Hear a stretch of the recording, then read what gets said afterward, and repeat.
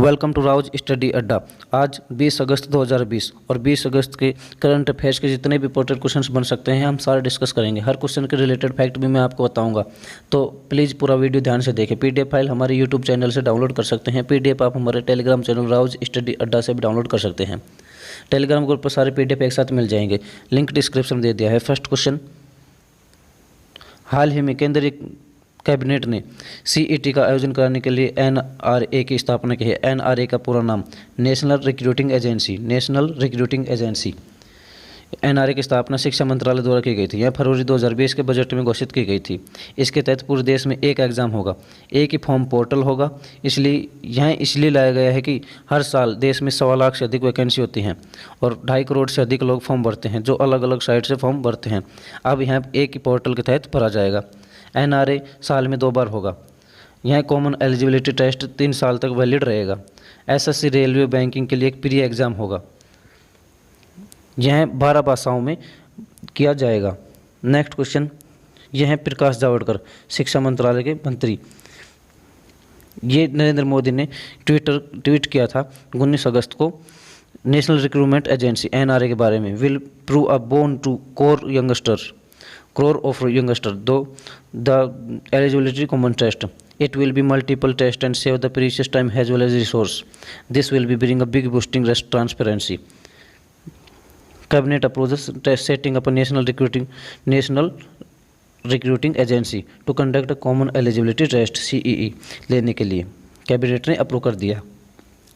Next question, हाल ही में किस राज्य ने इलेक्ट्रॉनिक्स विनिर्माण नीति की घोषणा की है? यह की है उत्तर प्रदेश ने। उत्तर प्रदेश राज्य ने इलेक्ट्रॉनिक्स विनिर्माण नीति की घोषणा की है। इलेक्ट्रॉनिक सामान का आयात पूरी तरह से रोकने पर प्रधानमंत्री नरेंद्र मोदी के आह्वान पर उत्तर प्रदेश सरकार ने इलेक्ट्रॉनिक्स विनिर्माण नीति 2020 की घोषणा की गई है। अब इलेक्ट्रॉनिक सामान जो बाहर से आ रहा था उसको पूरी तरह रोक दिया गया। लगभग 70% इलेक्ट्रॉनिक सामान चाइना से आता था, इसलिए उसको रोक दिया गया। अब यह इलेक्ट्रॉनिक्स विनिर्माण नीति 2020 उत्तर प्रदेश में बनाई गई है। उत्तर प्रदेश की बात हो रही है तो हम कुछ फैक्ट्स उत्तर प्रदेश के बारे में जान लेते हैं। इसकी कैपिटल है लखनऊ। इसका चीफ मिनिस्टर है योगी आदित्यनाथ। इसका गवर्नर है आनंदीबेन पटेल। लोकसभा सीट 80 है, राज्यसभा सीट 31 है। उत्तर प्रदेश की स्थापना 24 जनवरी 1950 को हुई थी। 24 जनवरी 1950 को उत्तर प्रदेश की स्थापना हुई थी। कुछ फैक्ट्स हम उत्तर प्रदेश के बारे में और जान लेते हैं। उत्तर प्रदेश में फेमस नेशनल पार्क है दुधवा नेशनल पार्क और वाइल्ड लाइफ सेंचुरी है Chandraprabha wild life sanctuary. Next question, ये उत्तर प्रदेश का मैप है। जो ये रेड पोर्शन है ये उत्तर प्रदेश का मैप है। ये सबसे ज़्यादा स्टेट्स के साथ बाउंड्री शेयर करता है। उत्तर प्रदेश राज्य सबसे ज़्यादा स्टेट्स के साथ बाउंड्री शेयर करता है। एक इंटरनेशनल बाउंड्री है जो नेपाल की है। ये नेपाल है, तो ये नेपाल के साथ बाउंड्री शेयर करता है। हम पहले मैप देख लेते हैं, इसके पड़ोसी राज्य देख लेते हैं। ये है हिमाचल प्रदेश फर्स्ट, ये है उत्तराखंड सेकंड, ये है हरियाणा थर्ड, ये है राजस्थान फोर्थ, ये है मध्य प्रदेश, ये है छत्तीसगढ़ और ये है बिहार और ये झारखंड 8। रिपीट करता हूँ, first Himachal Pradesh, second Uttarakhand, third Haryana, fourth Rajasthan, 5 Madhya Pradesh, 6th Chhattisgarh, 7th Jharkhand, 8th Bihar और ये एक international boundary Nepal. Next question, हाल ही में कौन सा क्रिकेट खिलाड़ी राजीव गांधी खेल रत्न पुरस्कार के लिए चुना गया है? यह चुना गया है रोहित शर्मा। रोहित शर्मा राजीव गांधी खेल रत्न पुरस्कार के लिए चुना गया है। क्रिकेटर रोहित शर्मा को के अलावा 3 खिलाड़ी और शामिल है जिन्होंने भारत का सर्वोच्च खेल सम्मान राजीव गांधी खेल रत्न पुरस्कार दिया गया है। रोहित शर्मा के अलावा एशियाई खेल स्वर्ण पदक Vinesh Phogat, table tennis champion Manika Batra और पैरालंपिक स्वर्ण पदक विजेता मरियापन थेगावेलु कौन है? रोहित शर्मा, विनेश फोगाट, मनिका बत्रा और मरियापन थेगावेलु को खेल रत्न पुरस्कार के लिए चुना गया है। खेल रत्न पुरस्कार हर साल युवा मामले और खेल मंत्रालय द्वारा दिया जाता है। यह युवा मामले और खेल मंत्रालय द्वारा हर साल दिया जाता है।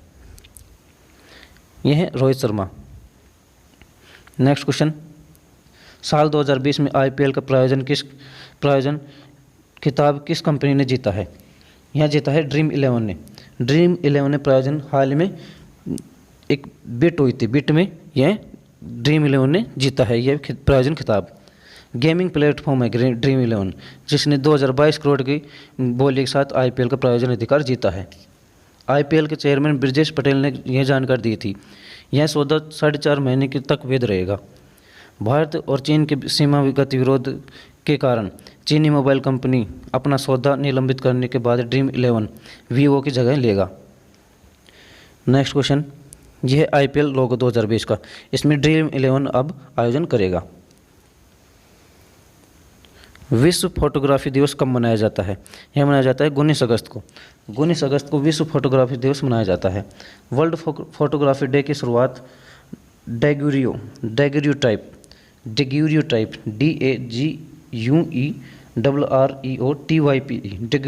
में हुई थी। डेग्यूरियोटाइप पहली सफल फोटोग्राफी प्रक्रिया थी और रंगीन फोटोग्राफी ली गई थी 1861 में। थॉमस सटन ने पहली टिकाऊ रंगीन फोटो ली थी। कब? 1861 में। यह है लोगो फोटोग्राफी 19 अगस्त world photography day. Next question, विश्व मानवतावादी दिवस कब मनाया जाता है? वर्ल्ड ह्यूमैनिटेरियन डे कब मनाया जाता है? 19 अगस्त को मनाया जाता है। विश्व मानवतावादी दिवस 19 अगस्त को प्रतिवर्ष मनाया जाता है। यहाँ क्यों मनाया जाता है? विश्व मानवतावादी दिवस की घोषणा इराक की कैपिटल है बगदाद में कैनल होटल में पर 19 अगस्त 2003 के बम हमले की याद में मनाया जाता है। कैनल होटल में बम हमला हुआ था, उसकी याद में विश्व ह्यूमैनिटेरियन मानवतावादी दिवस मनाया जाता है। 2009 में 19 अगस्त को संयुक्त राष्ट्र महासभा ने 19 अगस्त को संयुक्त राष्ट्र महासभा यूएनओ के द्वारा विश्व मानवतावाद दिवस के रूप में घोषित किया गया था। कब? 2009 में। वर्ल्ड ह्यूमैनिटेरियन डे 2020 की जो थीम है, विषय है, क्या है? Real life heroes. किसके लिए बनाए गए? Corona patients. अब कोरोना पूरे वर्ल्ड में महामारी फैल रही है, इसलिए रियल लाइफ हीरोज कौन है? डॉक्टर्स। ये थीम वर्ल्ड ह्यूमैनिटेरियन डे की बनाई गई है। नेक्स्ट क्वेश्चन, ये लोगो है वर्ल्ड ह्यूमैनिटेरियन डे का। हाल ही में राष्ट्रपति इब्राहिम बाउबकर कीता ने अपने पद से इस्तीफा दे दिया। वे कौन से देश के राष्ट्रपति थे? वे माली देश के राष्ट्रपति थे। माली के राष्ट्रपति इब्राहिम बाउबकर कीता ने सैन्य तख्तापलट के बीच में अपने इस्तीफे की घोषणा की है।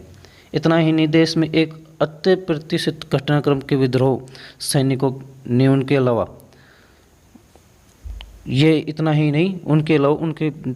उनका जो आवास था, आवास को घेराव किया और हवाई फायरिंग की और उन्हें किसको? इब्राहिम बाउबकर कीता को और प्रधानमंत्री बौबू सीसे को बंधक बना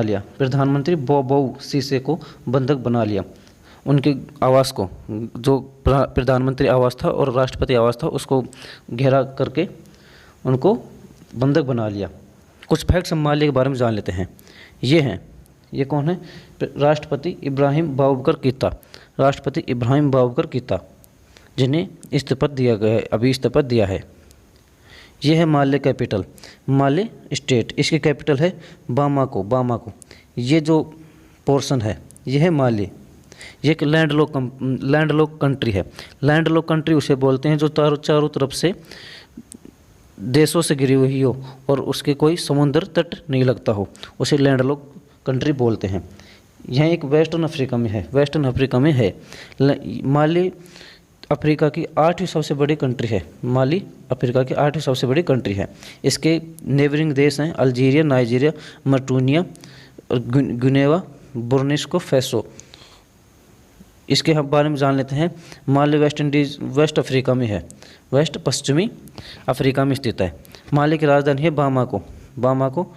माली की मुद्रा है वेस्ट अफ्रीकन CAF फ्रैंक।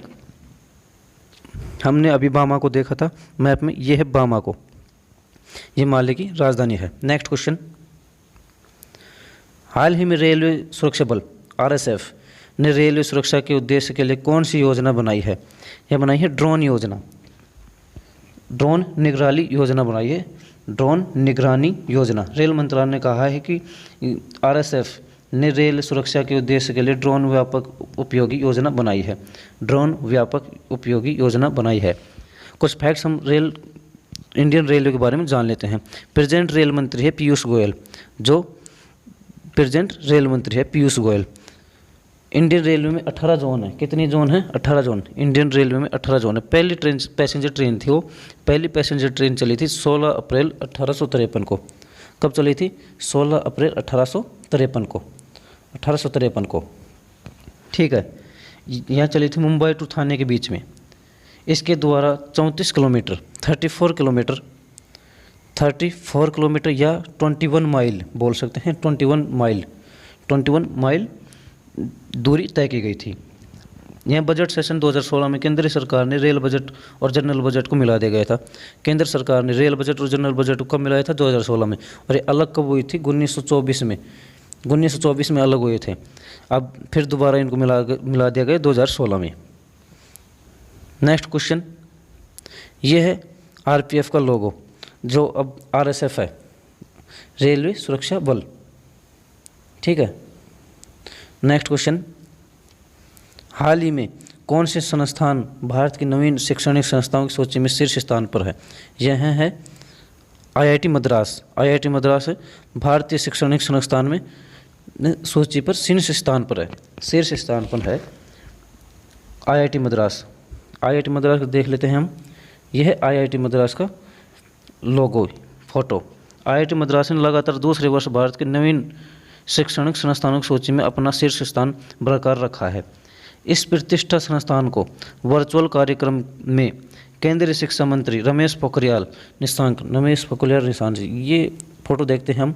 यह है रमेश पोखरियाल निशंक की उपस्थिति में उपराष्ट्रपति वेंकैया नायडू ने Atal ranking institution on innovation and achievements में शीर्ष स्थान दिया गया है। किसको? आईआईटी मद्रास को। नेक्स्ट क्वेश्चन, हाल ही में किस चुनाव आयुक्त ने अपने पद से इस्तीफा दे दिया है? अशोक लवासा ने अपने पद से इस्तीफा दे दिया है। राष्ट्रपति रामनाथ कोविंद ने चुनाव आयुक्त पद से अशोक लवासा का इस्तीफा स्वीकार कर लिया है। अशोक लवासा अगले महीने फिलीपींस स्थित एशियन डेवलपमेंट बैंक एडीबी बोलते हैं, एशियन डेवलपमेंट बैंक के उपाध्यक्ष के रूप में पदभार ग्रहण करेंगे अगले महीने से। हम कुछ फैक्ट्स मुख्य आयुक्त के बारे में जान लेते हैं। मुख्य चुनाव आयुक्त के बारे में, चीफ इलेक्शन कमीशन के बारे में। चीफ इलेक्शन कमीशन यह है Ashok Lavasa. Chief election commission Sunil Arora है। प्रेजेंट चीफ इलेक्शन कमीशन कौन है? सुनील अरोरा। ठीक है।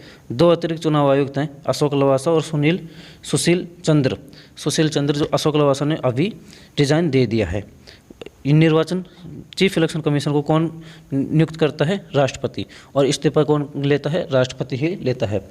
चीफ इलेक्शन कमीशन भारतीय संविधान में दे रखा। चीफ इलेक्शन कमीशन 324 के तहत एक पद है भारत के संविधान में।